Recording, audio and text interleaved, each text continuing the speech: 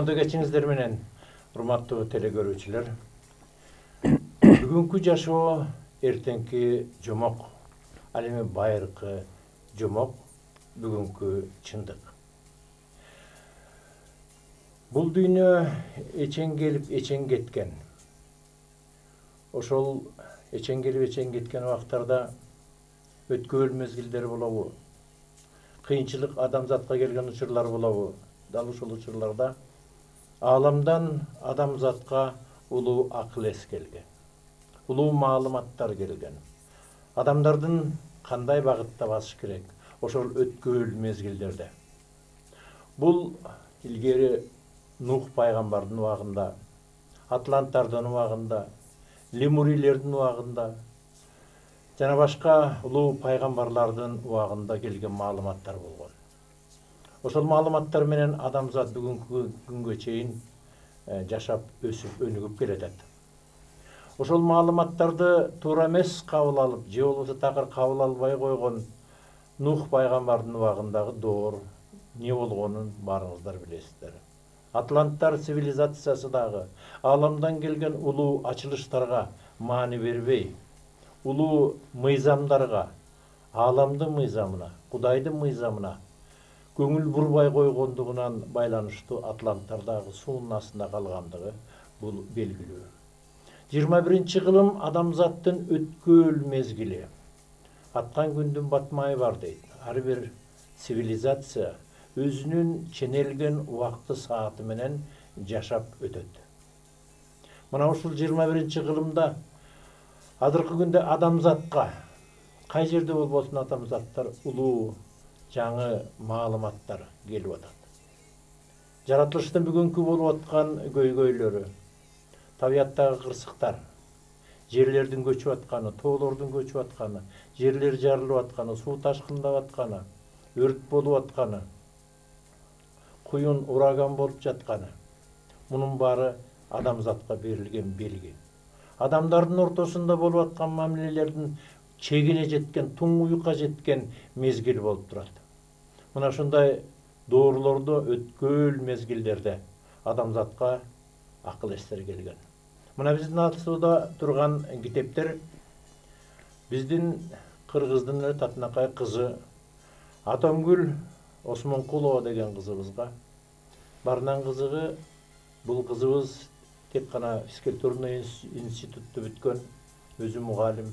Бирок жазгандары мына бул 7 китеп, 8-чи дагы жазылып атат. Ушул бүгүнкү баса турган адамзаттын жолун көрсөтмө курал катары алдыбызга койгон.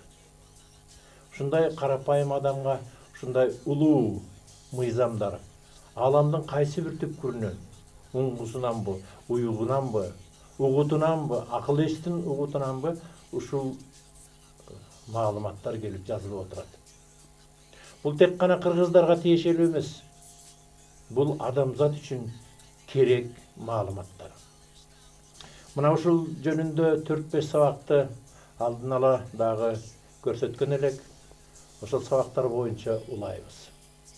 Бул жерде көп нерсе камтылган.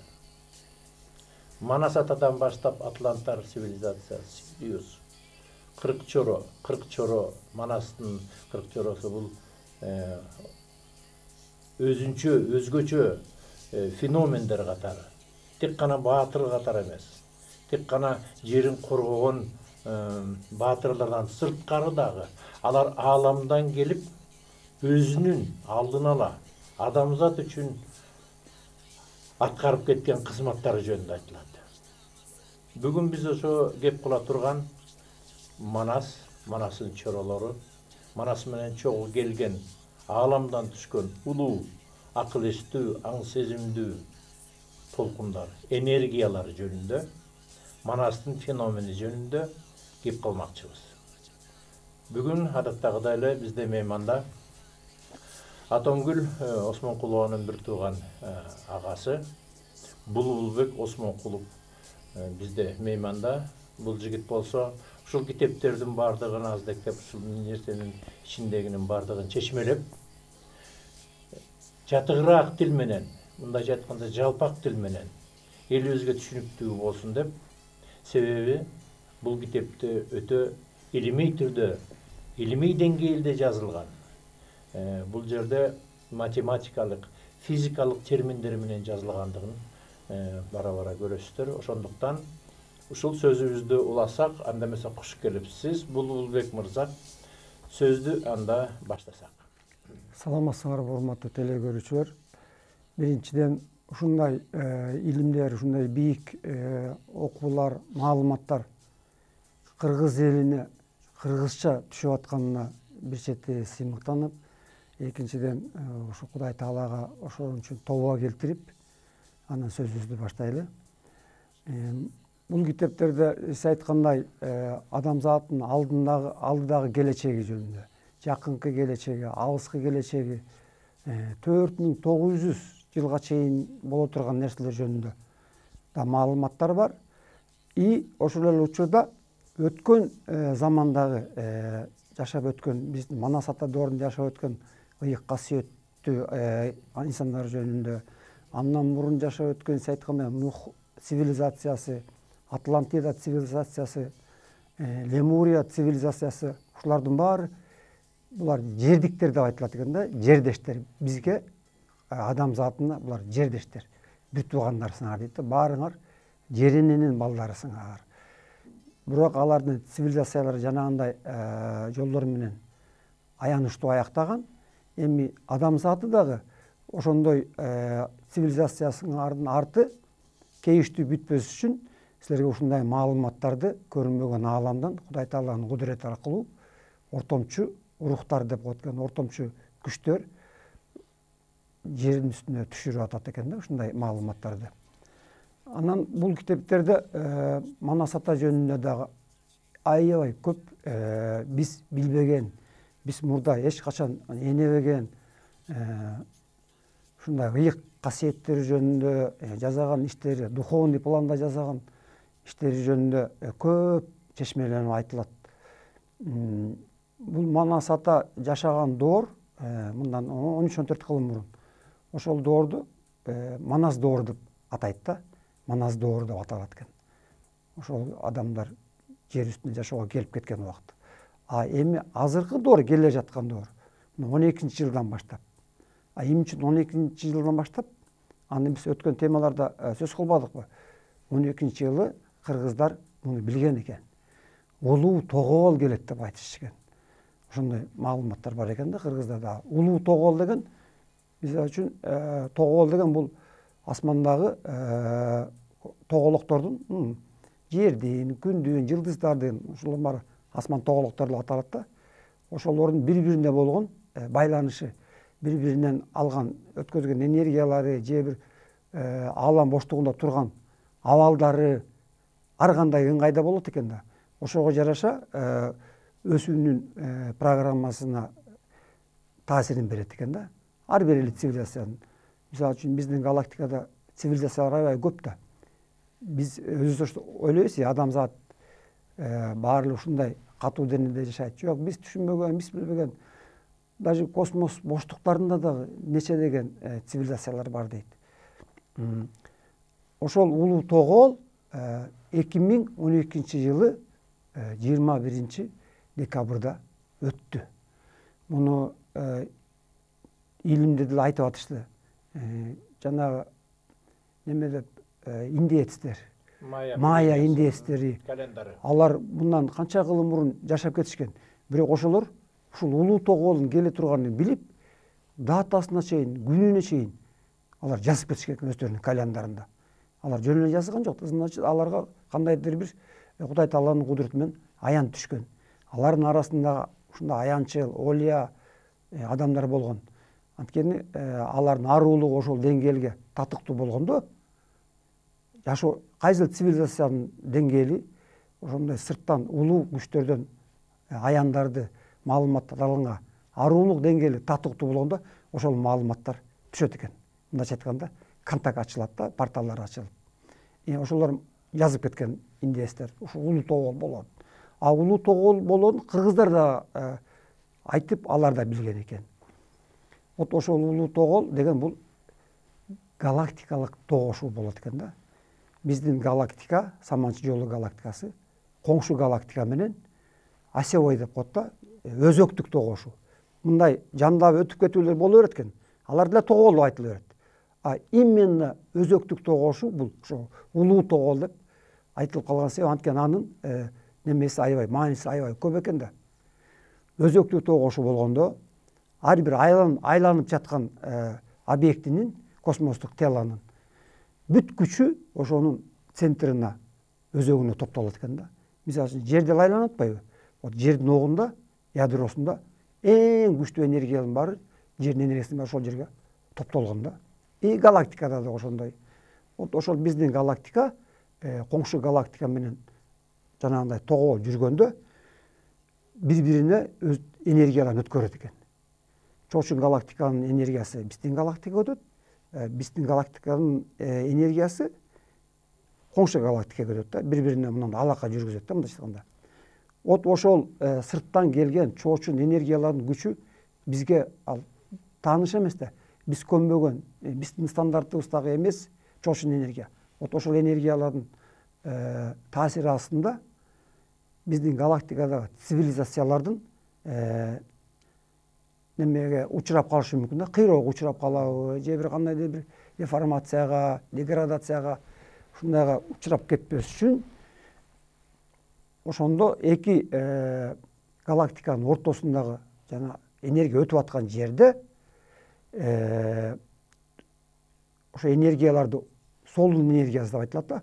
Солдун энергиясын оңго буруп, синтездеп өткөрүш үчүн ошол жерде жана Тайтору жылкы Манас эпосунда айтылган. Вот ошол Тайторуну даярдаган биринчи. Экинчиден вот ошол процесс жана тогоол болгонго чейин адамдардын ДНК кубатын чоочун энергиядан ошол галактикалык өзөктөгү матрицалык энергиялардан эмдеш керек болгон экен да. Тайтору боюнча биз дагы анан кийин айтабыз. Ананыраак өзүнчө бөлүп айтыш керек да, түшүнүксүз болуп калат да. Азыр ошол Манас боюнча. Манас ошо айтайын. Ошол Манас аталар тогоол, ошол улуу тогоол болоордун алдында адамзатын эми алар адам болуп жер үстүндө жашап кеткен үчүн биз үчүн кам көрүп атат да. Адамзатын ошол жанагындай айткалган тескери энергиялардын таасиринен сактап калыш үчүн күн мурунтан эмдөө жүргүзүшүптүр.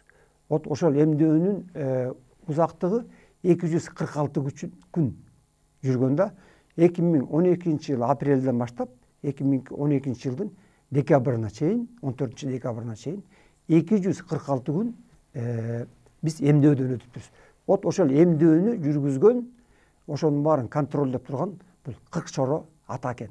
Алар көрүнбөгөн ааламдан, кайып ааламынан дейт да, кайып ааламынан ошол галактикалык өзөктүк борбордо турушуп, анан адамдардын генетикалык улуу синтезин жүргүзүш дейт да. Эмдөө жүргүзүш. Эми үчүн 246 күн. 246 күн деген бул 41'di 6-га көбөйтсөңүз 246 болот. Өткөн темаларда сөз кылбадык. Адамзат төрөлгөндө 41 күн ошол эле кайыптык оттордон галактиканын борборундагы эмделет деп. Анан адам кайра тиги дүйнөгө өткөндө ошол эмделүүдөн кайра тескерисинен чыгып кетет. Ошондо 82 күн болуп атпайбы? Көрдүңүзбү? Ошондо мындайча айтканда биз адамзаты тирүү абалыбызда жер үстүндө тирүү жашоо жүргүзүп жүргөн убакта 3 жолу төрөлүп, 3 жолу кайра бул дүйнөдөн өткөндөгүдөй процесстен өтүп турбуз. Бул нерсе дейт эч бир башка цивилизацияларда дагы болбогон бир ушундай бир уникалдуу нерсени дейт силер ошондо кабыл алдыңар дейт да. Эми сезгендери сезди, сезбегенди сезген жок. Анын канчасы ошол синтезден ийгиликтүү өттү, канчасы өтө албай калды, аны биз билбейбиз. Бул ал жөнүндө бул жерде маалымат жок. Биз просто тилек кылдык, уштуп ийгиликтүү өтүп кетиш үчүн. Манас ата бул жер үстүндө жашоосуна келгенде булар үйүр тобу менен келишкен дейт да. Группа менен келген ушундай бир ыйык касиеттүү топ болгон дейт. Бирин-бирин кемчилигин бири толуктап турган. Ар биринин ошол Бакай ата, Манас ата, Алмамбет ата, андан башка жана чоролору Каныкей апа, Айчүрөк апа дейбиз. Ушулардын баарынын ар биринин өзүнүн жасай турган иштери болгон. Ар бирине индивидуальный тапшырмалар алып турушкан алар аян менен көрүнбөгөн ааламдан. Бирок ошол кайып топ дейт Манас ат доорунда келген. Булар өздөрүнүн духовный пландагы миссияларын 5 даже плюс 5 деген баага аткарып кетишти дейт. Ал эми материалдык дүйнөдө биз Манас атаны как элдик баатыр катары ошол кыргыз эли чачылып, ушундай душмандарга кор болуп жаткан убакта элдин тилегинен, элдин Кудайга болгон үнүнөн ушундай жаралган баатыр, ал келип чачылган элди чогултуп эл кылды, жана өзү айткандай кулаалы таптап куш кылдым дегендей. Ошол кыргыз элинин мурдагы жашаган территориясын ал убакта энди согуштардын көп эле жер үчүн болгон да. Кыргыздын жерин душмандар басып алган, ошол душмандардан кыргыздын жерин бошотту. Материалдык пландагы жасаган иши ошол кыргыз элин как улут катары, өзүнчө мамлекет катары деп айтабыз азыркыда сактап калыш керек болгон экен. Материалдык планда жасаган иштер. Ал эми духовный планда жасаган иштери 40 найзаны жана сырдаш керек болгон да. Сырдаш керек деген ошол 40 найзаны ааламдык улуу иштерге даярдаш керек болгон экен да. Ошондуктан бул жерде 40 чоронун миссиясы өзгөчө айтылат да. Ар бир найзаны ким даярдаган? 40 найзаны усталар даярдаган дейт. Ошол 40 найзанын башындагы темирин түпөк деп айтылат экен да. Ошол темир элементинен жасалыптыр. Анткени темир элементинин касиеттери башка элементтерге караганда башкача экен да. Жана магниттик немеси бар, өзгөчө касиети бар. Магнитти кармаган бир гана элемент бул темир да. Ошо дөөтүп бири деп айтылат да. Көрүнбөгөн ааламдан дөөтүп бири бул усталардын темир касиетин көзөмөлдөгөн пир деп эсептелинет экен да.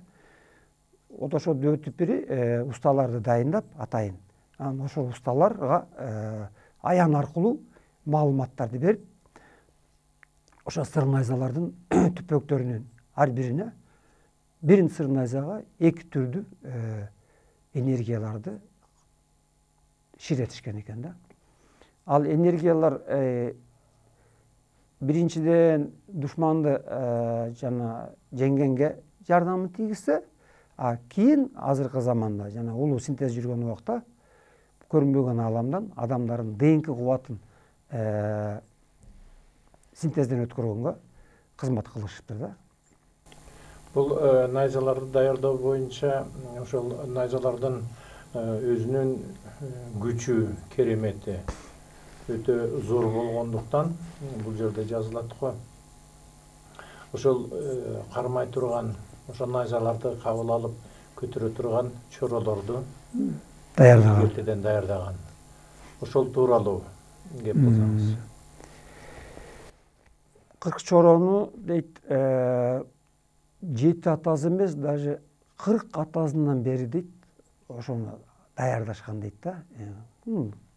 Улуу устаттар деп айтылат, көрүнбөгөн ааламдагы ошо адамзаттын устаттары. Алар ошол ата бабалары менен немеге чыгып, байланышка чыгышып, сен мисалы үчүн 40-чы балаң же болбосо 7-чи муунуң, ар кайсы убакта келип турушту да булар. Ушундай аалам жоокери болот. Адамзаты зор немеден өткөзүш үчүн, ушундай ааламаттан сактап калыш үчүн же болбосо кийинки келечек үчүн боло турган иштерге кызмат кыла турган башкача инсан болуп төрөлөт. Ошон үчүн ушул убактан баштап силер тазалык, аруу болушуңар керек, денеңерди тазалашыңар керек. Анткени жанагындай күчтүү энергияны камтыган найзаны колунан кармаш үчүн ошол энергиянын күчүн көтөрө турган дене керек. Жөнөкөй эле адам ал найзаны колуна алганда жанагынча күчтүү энергиянын күчүнөн алар күйүп кетиши мүмкүн, же болбосо эрип кетиши мүмкүн дегендей, Анан ошондо чору аталарды ушунчалык кылдаттык менен 40 муундан баштап даярдаган экен.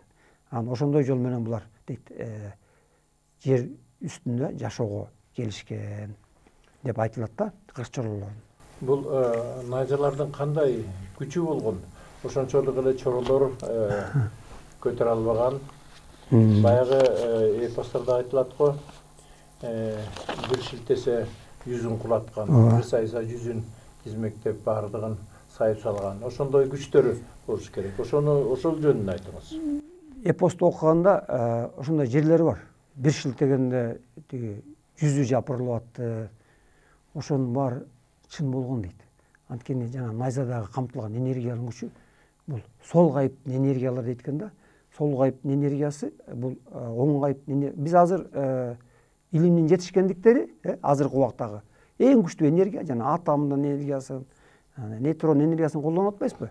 Булар ошол убактагы найзаларга ширетилген энергиялардын жанында дейт. Булар шоонешпей калат дейт. Бул биз али оң кайыптын энергияларын али пайдаланганга жетише элекпиз. Алар ошол убакта эч кандай илимий аппараттардын, илимий приборлордун жардамысыз эле өздөрүнүн рух энергиясынын күчү менен биринчиден, экинчиден жанагындай ааламдагы пирлердин көзөмөлү менен, ошолордун жардамы менен ушунчалык феноменалдык нерселерди жасашкан дейт да. Азыр андай энергияларды дейт иштетиш үчүн дейт адамзатына дагы нече миңдеген жылдар өтсө дагы силер андай энергиялардын күчүн пайдаланганга жетише албайсыңар дейт. Ошол заманда эч кандай, мындайча айтканда жөнөкөй тил менен түшүндүргөн дубанын күчү менен ширеткен десек болот да. Ошол найзалардын түпөгүнө. Анан чын эле ошондой болгон дейт. Бир жапырганда дейт душмандын не бир деген көптөгөн душмандар өзүнөн өзү эле жапырылып, жана энергиянын күчүнө чыдабай, алардын рух энергиялары шыр денеден бөлүнүп, асманга ушундай кетип жатышкан дейт да.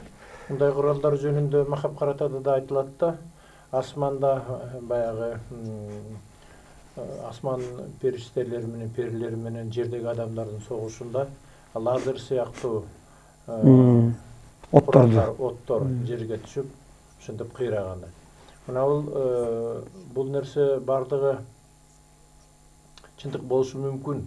Себеби дегенде бул куралдарды периштелердин, пирлердин, улуу ааламда улуу күчтөрдүн колдоосу менен жасалган найзалар болгондуктан мындай күч болушу мүмкүн.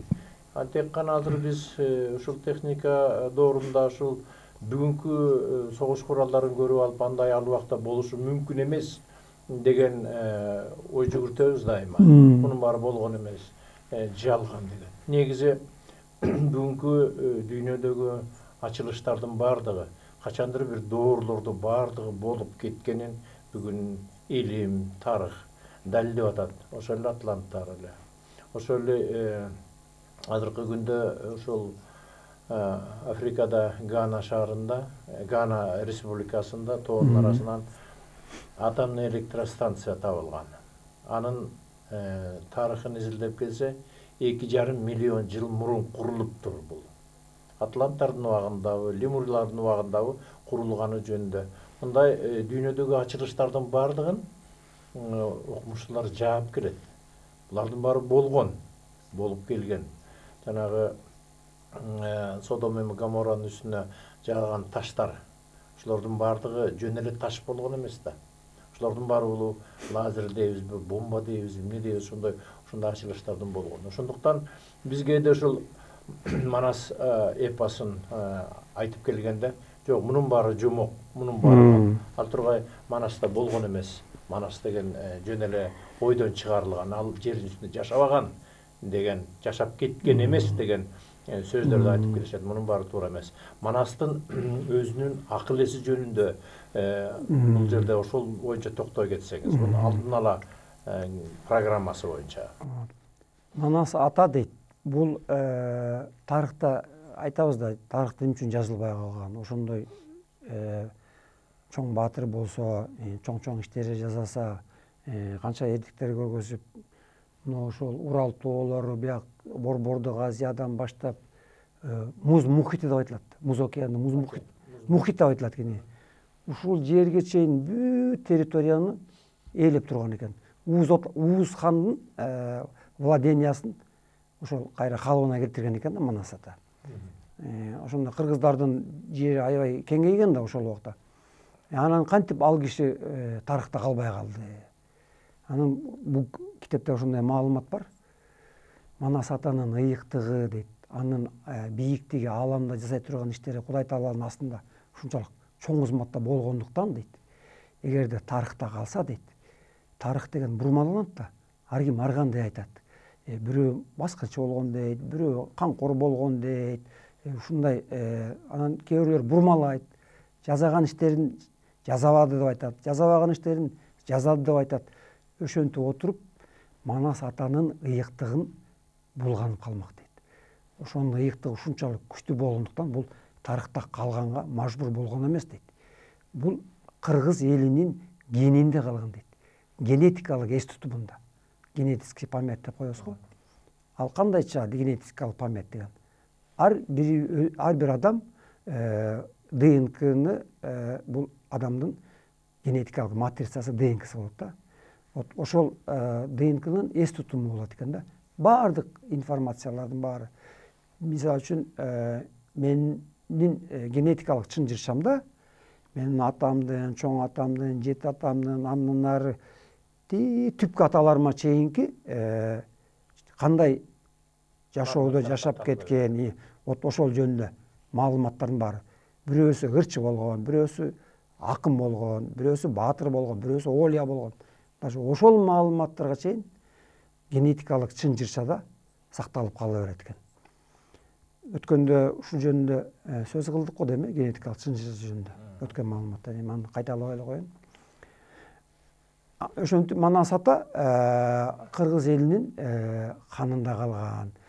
Бир манасчы өтүп кетсе жашоодон, андан кийинки төрөлгөн балдар улам айтып чыгып атпайбы? Бул мындай феномен эч бир башка калкта жок. Бир гана кыргыз элинде ушундай Манас феномени деп айтылат да, алчы. Унутулбай ошо кыргыз элинин генинде калган. Ошон үчүн айтылып келатат. Эми дейт, улам кийинки манасчылар дейт, мурдагы манастар жомок сыяктуу айтканда. Улам кийинки манасчылар Манас атанын духовный пландагы биз түшүнбөгөн иштерин эми айтып, эми ачып баштайт дейт. Ушундай манасчылар бар деп мен уктум.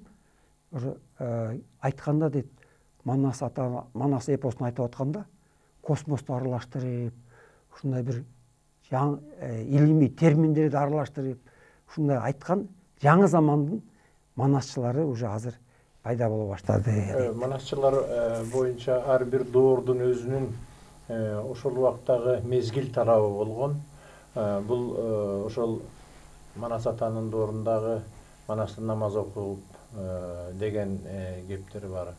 Анан ар бир манасчы сөзсүз түрдө ошол айтып аткан манасына автор катары өзүнүн дүйнө таанымын, өзүнүн көз карашын, өзүнүн канына чыккан, өзү бышырып, жетилткен сөздөрү менен, анан социумга карап туруп, тегеректеги жашоого карап туруп, ошондой маалыматтар менен азыр таластык жигит Кутман деген. Ошол жигит, ошол жигит болсо, ошол бүгүнкү күндө ошол жаңы Манас айтат, космостор жөнүндө айтат, аалам жөнүндө болуп аткан. Бара-бара бул нерселер негизи Манас ааламдык сырлардын бардыгын, баягы айтылгандай, Манас бул чексиз ааламдын ченсиз күчү дегендей, ошол маалыматтардын баары убак сааты келгенде сөзсүз бул жаңылана турган. Мына бул китептердеги жазылган маалыматтар сыяктуу эле манасчылардын дагы оозуна ошондой келет деген сезим бар. Бул туура деп ойлойм. Себеби кыргыздын ар биринин көкүрөгүндө кийиз китеби бар. Ушинтип айтылат. Ошол кийиз китебинен чарпып ааламдагы акыл эс уюткусу менен байланышта болуп, ошол нерселердин баары канындагы сиз айткан баягы генофонный уровеньде, деңгээлинде катылып калган Манастын улуу акыл эс аң сезими, ошо каныбыздагы нерсе, көкүрөгүбүздөн ошол чыга турган нерсе. Бая сиз менен бир жолу сүйлөшкөнүбүздө айтты эле, Манастын акыл эси, аң сезими баланча жыл боюн жылга дегендей, ошону кайталап көрсөңүз. Ошода жерде бар. Алдын ала бир нече жылга. Ошол китепте айтылган маалыматтар боюнча Манас ата жер жашоосуна келген убакта дейт, төрөлгөн маалындачы Манас атанын аң сезими дейт, аң сезиминин деңгээли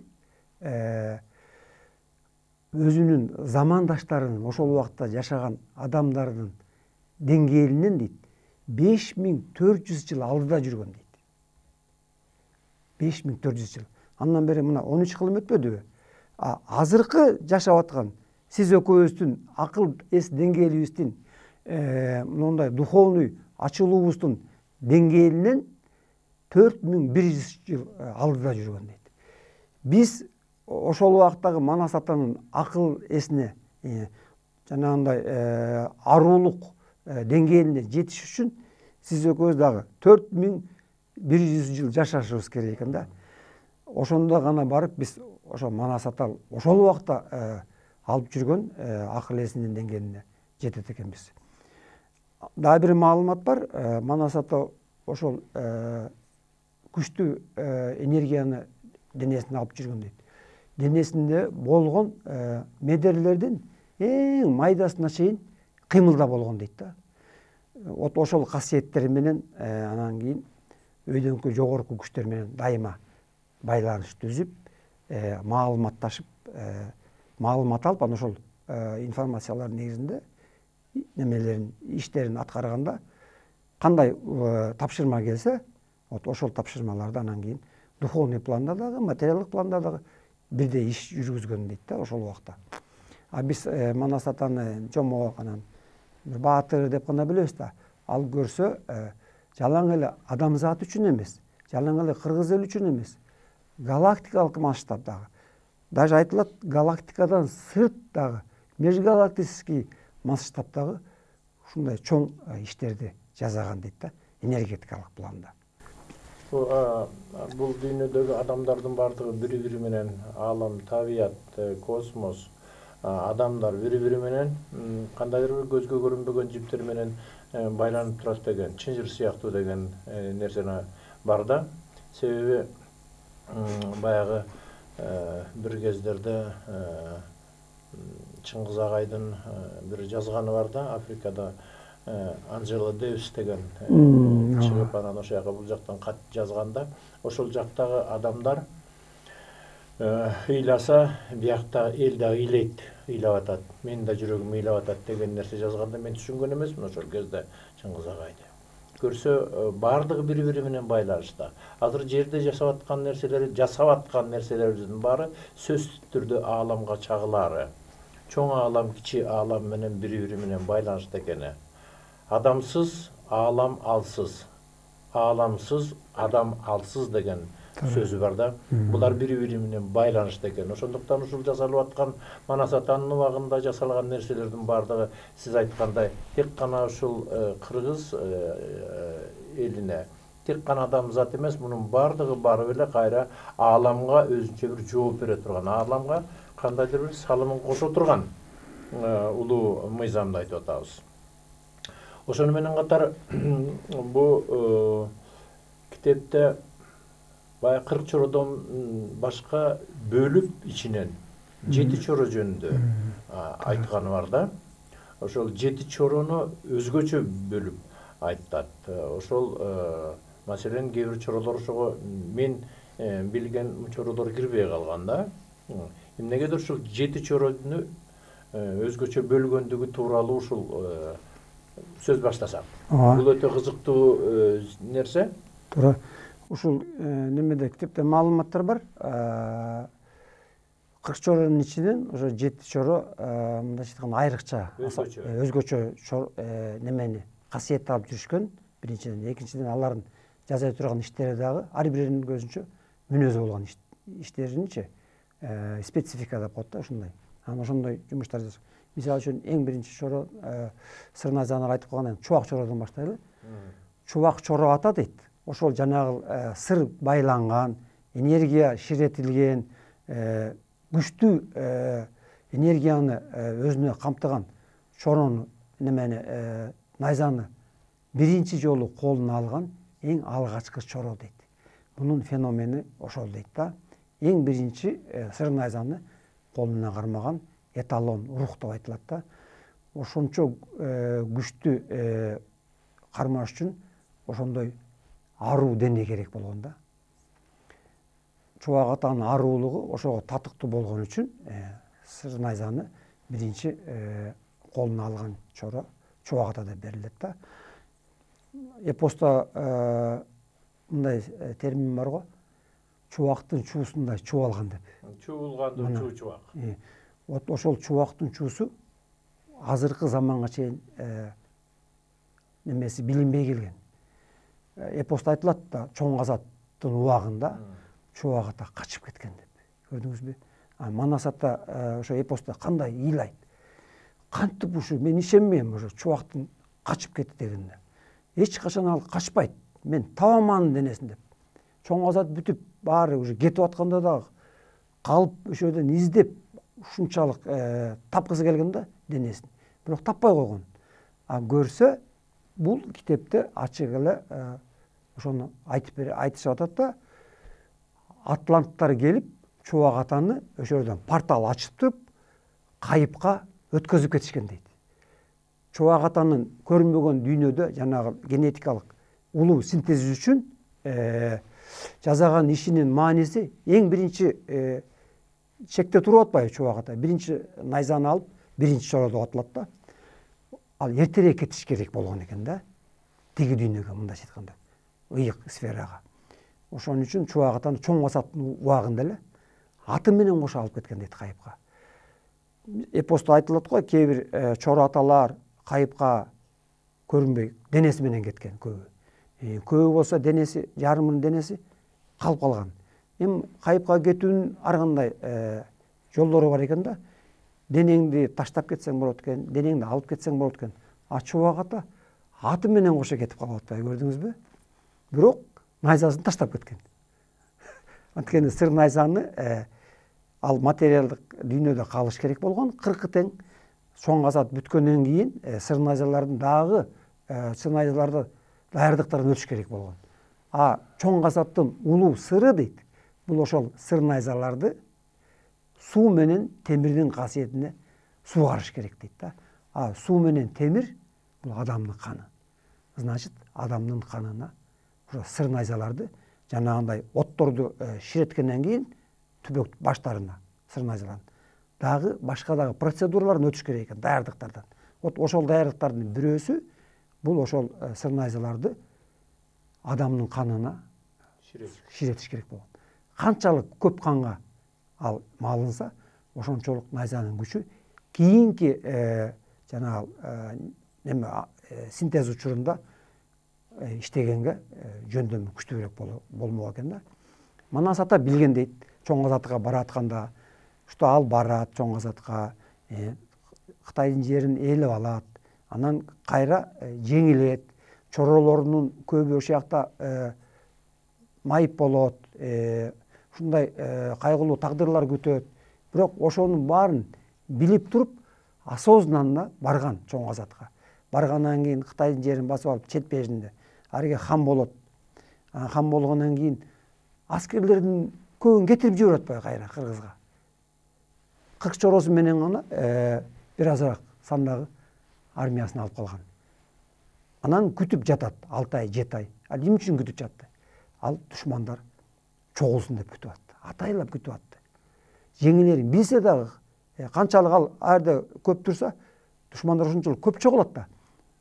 Сыр найзаларды ошол жана суу менен темир касиетине суугарыш үчүн көп адам керек болгон да.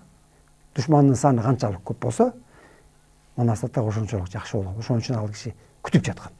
Кетпей, жеңилерин билсе да күтүп, анан миллиондогон душмандар чогулгандан кийин жана согуш башталып атпайбы.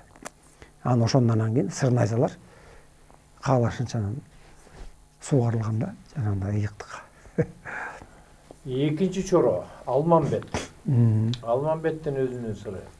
Алмамбет чоронун эпосто дагы айтылат да. Бул Азиз хандын баласы, анан бул калмак, анан келген дагы сен качкынсың, анан кийин тентип келгенсиң деп ушундай не деген бир немелерге, жаман сөздөргө, ошондой шылдыңдоолорго дуушар болгон да Алмамбет ата келгенде. А бирок ошонун баарына кайыл болуп, өзүнүн жасай турган иштерине, ага материалдык дүйнөдөгү жашоосу бул экинчи пландагы болгон да. А биринчи планда, жанагындай духовный планда аткара турган иштери ушунчалык маанилүү болгондуктан, ошон үчүн Алмамбет ата Кытай жергесинде төрөлүп атпайбы. А чынында Алмамбет ата бул Азиз хандын баласы эмес экен. Алмамбеттин апасы Алтынай апа кыз кезинде бир көлдү жээктеп жүрүп, ушундай бир кайыптан келген перинин баласы экен да, көрсөчү. Анан ошого жолугуп, ошол жерден боюна бүтүп, анан кийин боюна бүткөндөн кийин барып анан Азиз ханга турмушка чыгат да. Жанагы Иса пайгамбардын эле мисалы менен окшош болуп кетти да мунукучу. Ал Иса пайгамбардын апасы дагы Мария кыз кезинде боюна бүтүп калып атпайбы. А дагы ошондой бир немеге жолугуп жүрөт да, бир ада көрсө ошо пери атасы, апасы адам. Алмамбет атанын дагы атасы пери, апасы адам. Апасынын канында ал кыргыздын кызы болгон. Таза кыргыздын кызы. Алмамбет атанын апасы, атасы да жана сүйүндүк, сорундук. Кыргыз болуп атпайбы. Апасы да, апа ошол сорундукка кайра кыргыздын кызын алып берет. Көрдүңүзбү? Ошондон биз билсек болот, Алмамбет атанын канында таза гана кыргыздын каны болгон да. Ал эч кандай калмакка тиешеси жок болгон. А эмне үчүн ал Алмамбет ата ошол жакта төрөлүп калды, Кытай жергесинде? Кытай жергесинде төрөлүп калган бирден бир себеби Алмамбет ата жана немеде Көйгапта окуш керек болчу да. А кыргыздын балдарын аяка Кытайдын арасында окууга душман болсо кантип барып окуйт? Ошон үчүн ал Азиз хандын баласы болуп, Кудай Тааланын ошондой сценарий менен мындайча айтканда Кытай жергесинде төрөлүп, Көйгапта 21 жыл окуп, бүт төрөлө электери буга кан көрүп коюшкан экен да. Ошо Көйгапта дейт, мунун окутуучусу, учители мурда күтүп жүргөн, барганда тосуп алган, анан ааламдын сырларын бүт 20 жыл окуган да. Дагы бир маалымат бар.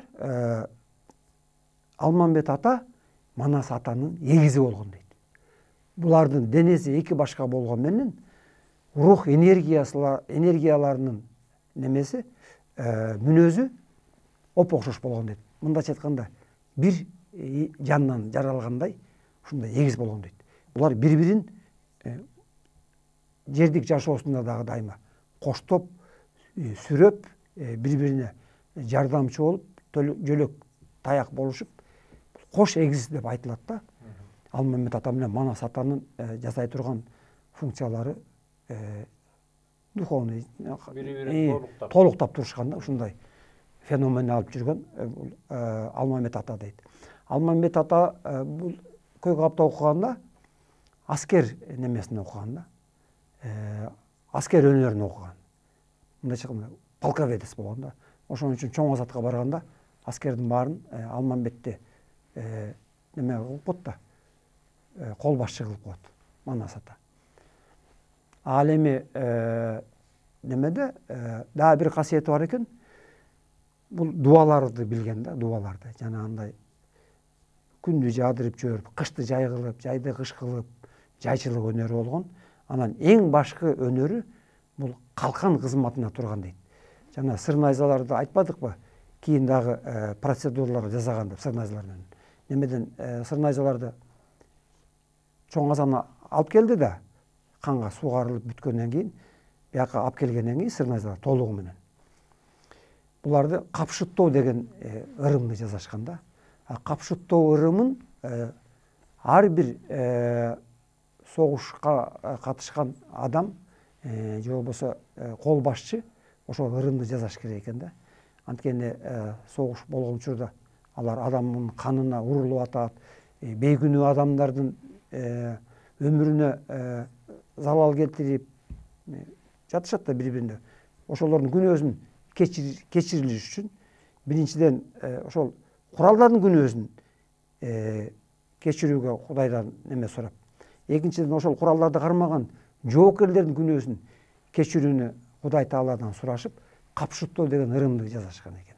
Алмамбет атанын дагы бир касиети бул бүт ааламда болгон кара күчтөрдүн немесин, күчүн басып койгонго Алмамбет атанын кудурети жеткен дейт. Муну калкан касиети деп айтылат экен да. Калкан деген адамдарды мисалы үчүн калкан жоодон калкалайт да. Алмамбет атанын касиети болсо адамдарды кара күчтөрдөн калкалаш үчүн. Жана АДЦ деп айтпадыбы? Антидуховный цивилизациялардын жашоочулары. Жийин шайтан ушундай бир жаман кара күчтөрдөн, дубалардан сактай турган ушундай дагы бир күчтүү касиети болгон дейт. Жана кургуйларды капшыттоо ырымын бүткөндөн кийин сыр найзаларды жер кургуйга салган дейт да. Жер кургуй деген бул ааламдагы жана кара черный дыра деп айтабыз го, кара куюн, черный дыра. Ошолордун жерде дагы болот экен ошондой зона, аномальный зоналар. Жердегисин жер кургуй деп аталат экен. Ошол жерде деле жанагындай процесстер жүрүп турат, айлануу процесси, медерлердин майдалануусу. Ошол 40 найзаны, жана капшыттоо ырымын бүткөндөн кийин жер кургуйуна салып, сол кайыптын энергиясынан дейт, озандырыш керек дейт да. Сол кайыптын энергиясын сиңириш керек дейт ошол найзалардын түпөктөрүнө. Бул эң кыйын процесс ошол жер кургуйга найзаларды салуу, бул өтө татаал неме болгон дейт да, жумуш болгон дейт. Вот ошол немелерди, найзаларды кургуйга салып аткан убакта дейт, бүт жердин ааламын көзөмөлдөгөн пирлердин баары ошорго жардамга келген дейт. Бири да калбай, Дөөтү бири баш болуп, Дөөтү бири, Сулайман ата, Камбар ата, эми көп да пирлер. Вот ошолордун баары дейт, бүт баары келип, Манас ата менен Жайжаң ата аткара экен ошол иштичи экөө. Вот ошолорго коштоп, жардам берип, жанагы немени жер кургуйга салган процессти жасаш үчүн, сыр найзаларды сырдаш үчүн ошого жардам берген. Дал ошол убакта сырттан кара күчтөр дагы өзүн токтоп калбайт алар. Алар дагы чабуул жасайт, алар атака кылып ошондой ыйык иштерге тоскоол кылышкан ар убакта. Азыр деле ошондой. Бир жакшы жумуш жасайын десең, кара күчтөр тоскоол кылат, ушундай. Ошондо дейт, Алмамбет атанын окуй турган бир дуасы болгон дейт. Ал дуаны ошол көй капта окуп жүргөндө үйрөнгөн ошол дуаны. Бирок өзүнүн өмүрүндө бир гана жолу окуганга Кудайдан уруксат берилген дейт Алмамбет атага. Дал ошол найзаларды кургуйга салып аткан убакта Алмамбет ата ошол калкан касиетин колдонуп өзүнүн дуасын бир гана жолу окуган дейт. Ошондо бүт ааламда болгон кара күчтөр, жаман энергиялардын баары дейт, уктап алган дейт да. Вот ошол калкан касиетин алып жүргөн, кара күчтөрдүн баарын уктаткан дуасын билген эталон рух Алмамбет ата деп айтылат. Алмамбет атанын касиеттери көп болгон андан башка дагы. Урматтуу телекөрүүчүлөр, бүгүнкү жашообуз, бүгүнкү чындык, эртеңки жомок. Ал эми байыркы жомок, бүгүнкү чындык. Бар болуңуздар.